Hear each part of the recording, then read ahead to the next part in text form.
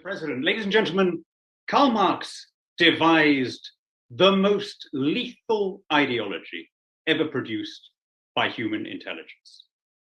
In the grim reckoning of murder, Marxism stands unchallenged.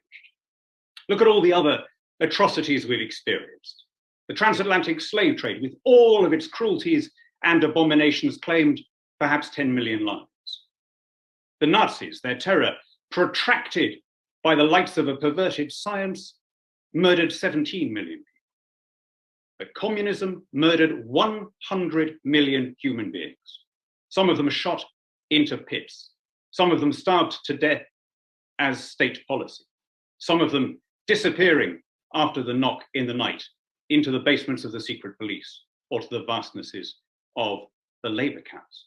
How are we to explain murder on such a vast scale? Let's ask one of the anti-communists who managed to die freely in the West, the Gulag survivor, Alexander Solzhenitsyn. This is what he wrote. Macbeth's self-justifications were feeble and his conscience devoured him. Yes, even Iago was a little lamb.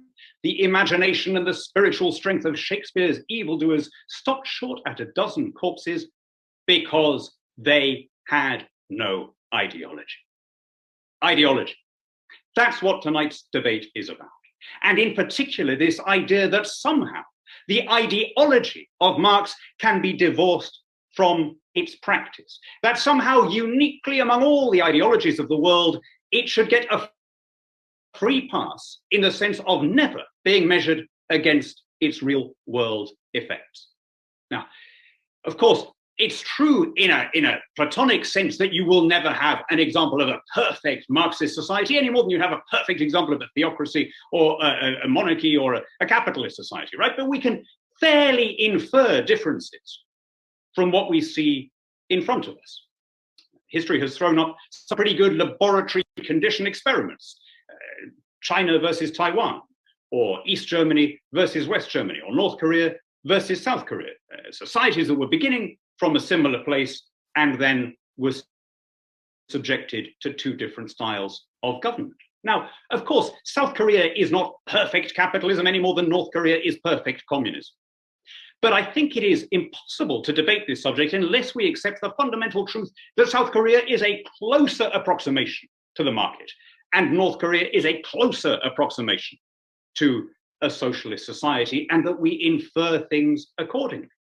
Now, of course, with all of its imperfections, with the inequalities and the corruption and the occasional moments of dictatorship, South Korea, I would say unarguably, was a better place to live than North Korea. There was no problem of keeping defectors from rushing from south to north, right? We've had 104 years now of real world data. This is no longer just a theoretical argument.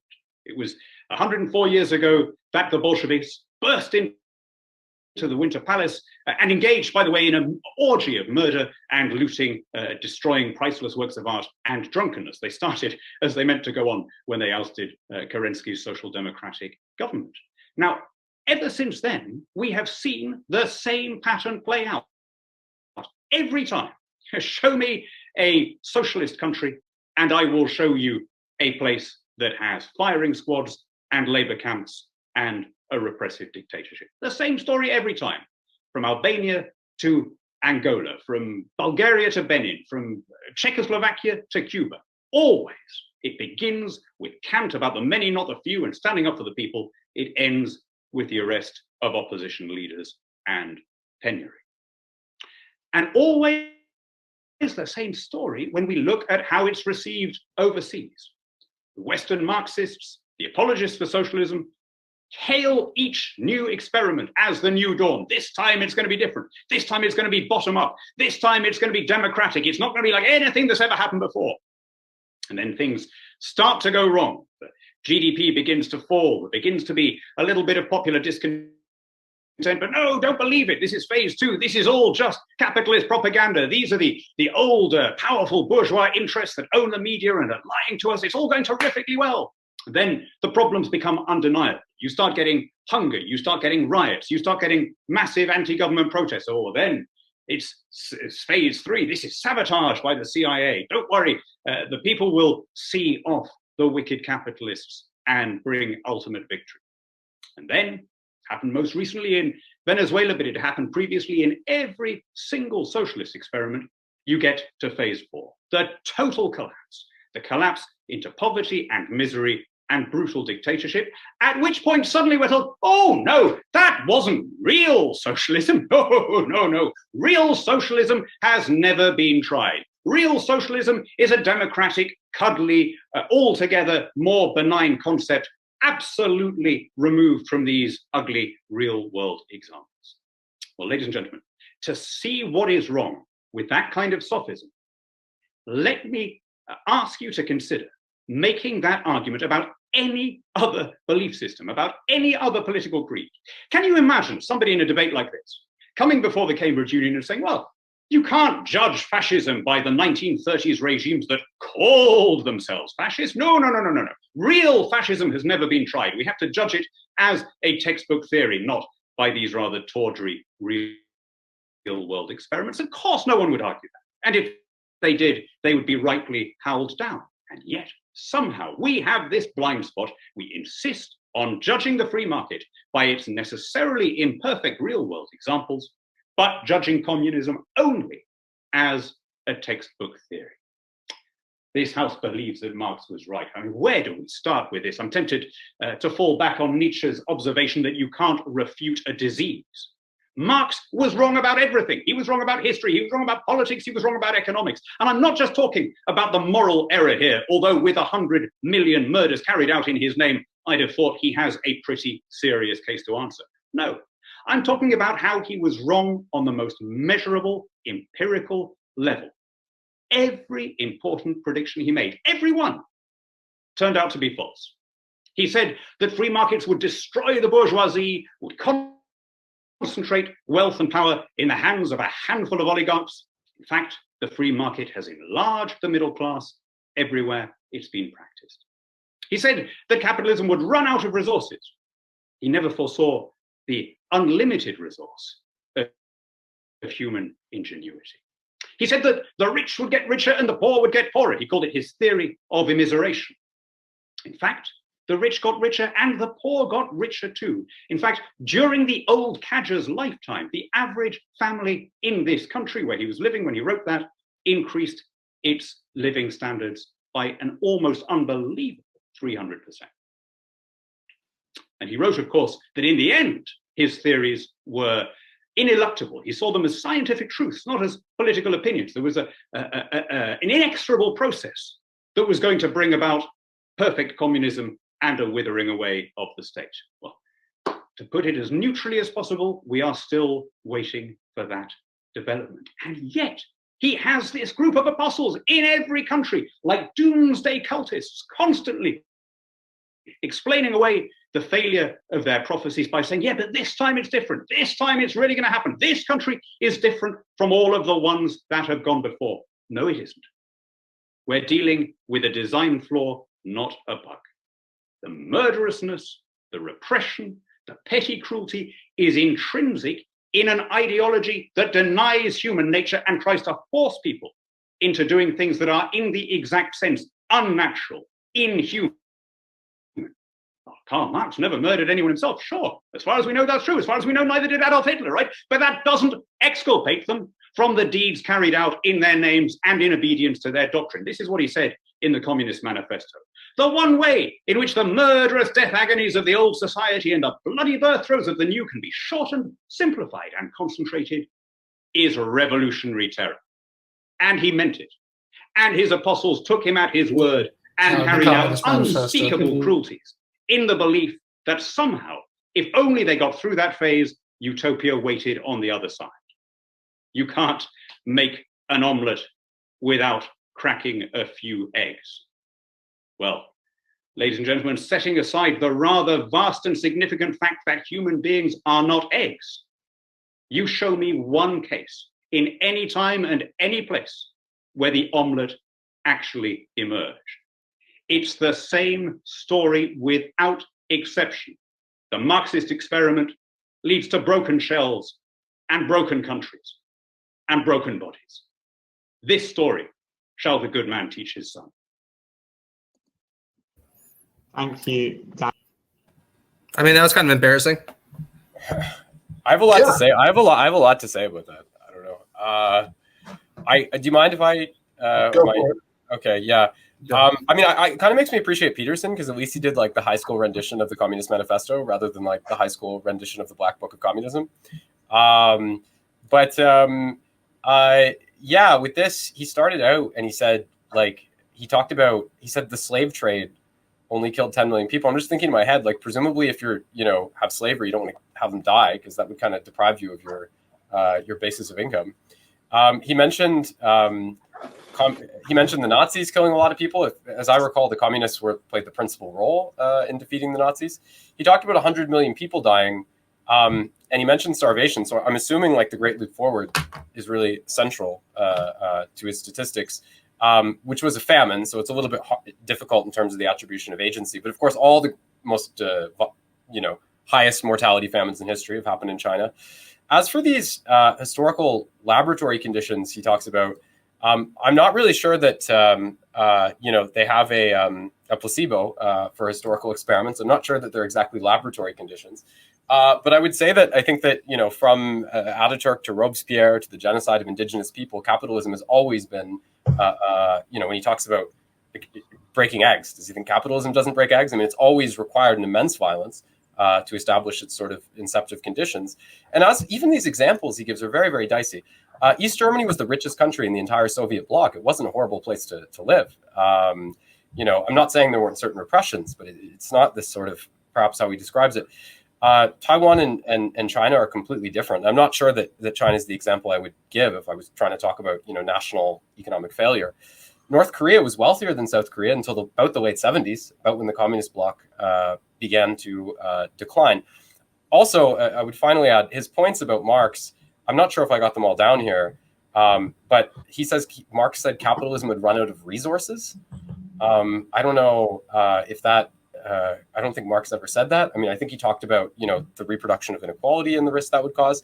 He talked about how the poor, their average quality of life or their wealth has increased.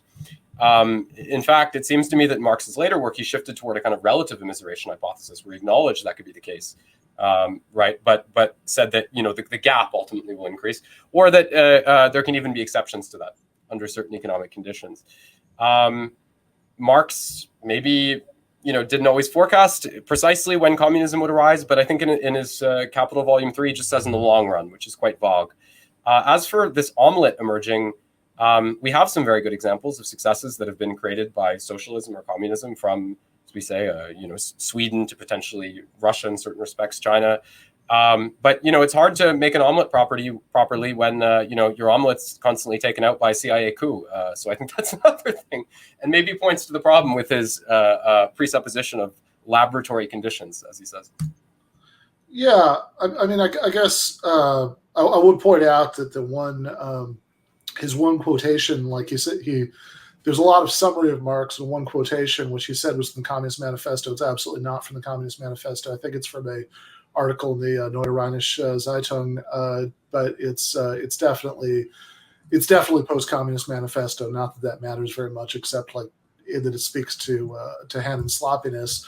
I mean, it's in the context of the 1848 revolutions, which were democratic anti-monarchist revolutions, not in which pro-working class factions tended to get iced out very quickly, right? So it's he's not talking about communist revolutions at all, which is pretty important context for any time when the young Karl Marx might have gotten too zealous about saying that they should be winding people up against a wall for the sake of winning quickly.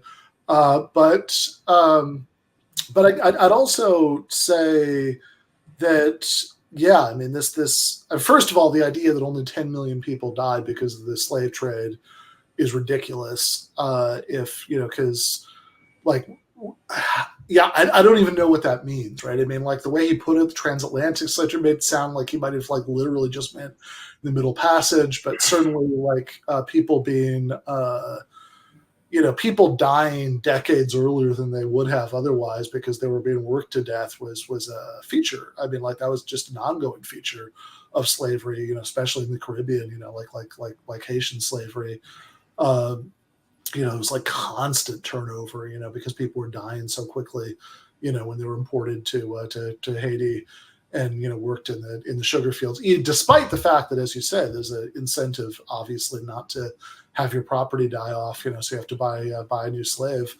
But certainly, like, okay, it says, would we say this about fascism, that this fascism that existed wasn't like real fascism? Well, no, but there are some pretty obvious disanalogies between the two cases, like the fact that there is essentially no history of fascism as an intellectual tradition before fascism existed as a thing as like a governing, as a governing party, right? In Italy and then Germany, that there are like a few fascist writings here and there, like generally weird and incoherent.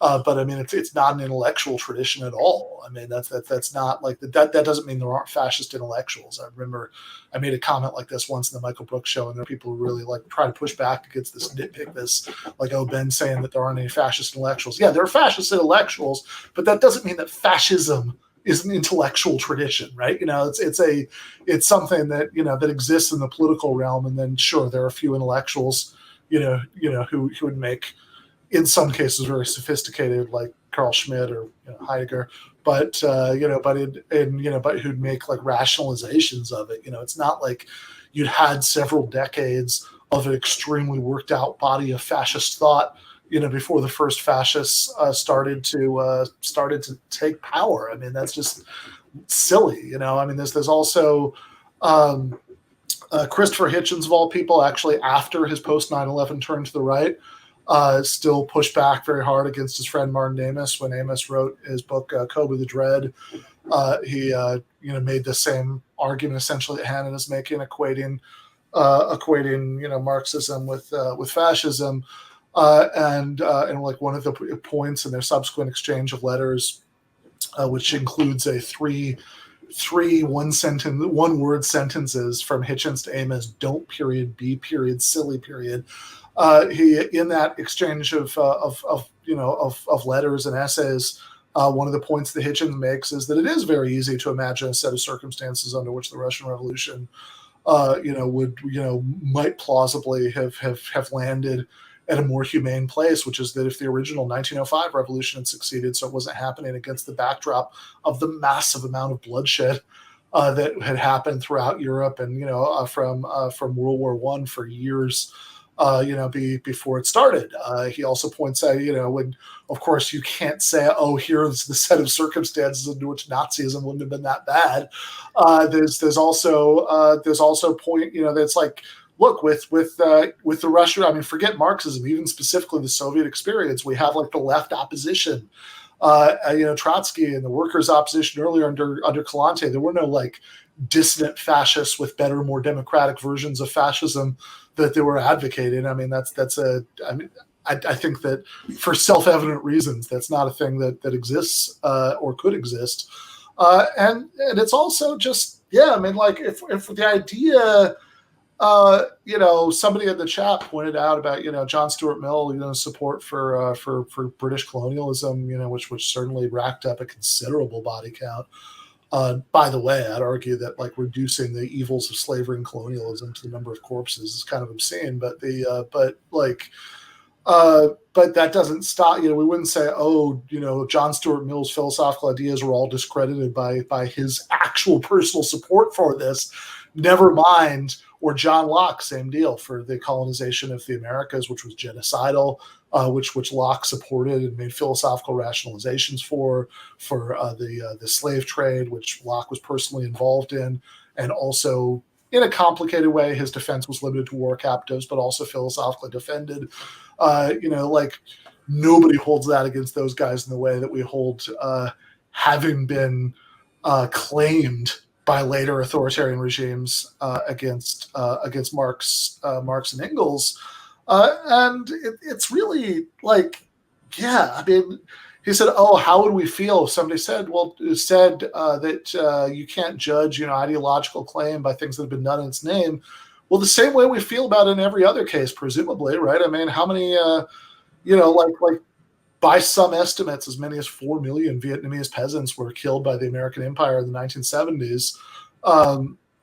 End of the 60s, and early 70s, certainly like 1 million by the most conservative estimates. Human beings were burned alive with napalm and torn apart by cluster bombs, which was being done in the name of certainly capitalism and also allegedly democracy, even though the regime that was being supported wasn't at all democratic. But that was certainly Johnson and Nixon's war rhetoric. Are those things permanently discredited by that? I mean, certainly not in the mind of Daniel Hannan. And I guess the other point, like, just because people have heard me say this before, but just really quickly before I throw to Matt, like the thing that always kills me about this,